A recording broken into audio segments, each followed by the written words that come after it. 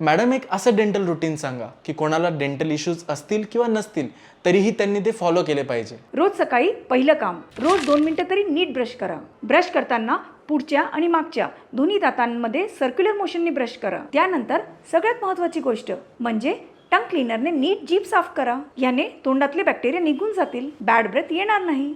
आणि ज्यांना डॉक्टरांनी माउथवॉश प्रिस्क्राईब केलेलं आहे नंतर त्यांनी माउथवॉश वापरा. पण लक्षात घ्या, सगळ्यांनी माउथवॉश वापरायचा नसतो. शेवटी कमीत कमी 2दा तरी फ्लॉस करा. आता मी तुम्हाला संध्याकाळचं रुटीन सांगते. झोपण्यापूर्वी परत एकदा नीट ब्रश करा. मागच्या दातांकडे लक्ष द्या. काही अन्न अडकलं असेल तर गार्गल्स करा.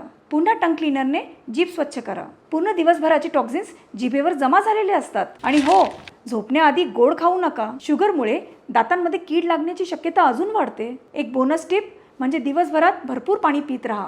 त्याने तोंडातनं वास येण्याची शक्यता कमी होईल. हे रुटीन रोज करा आणि दर 6 महिन्याला डेंटिस्टला दात तपासून घ्या.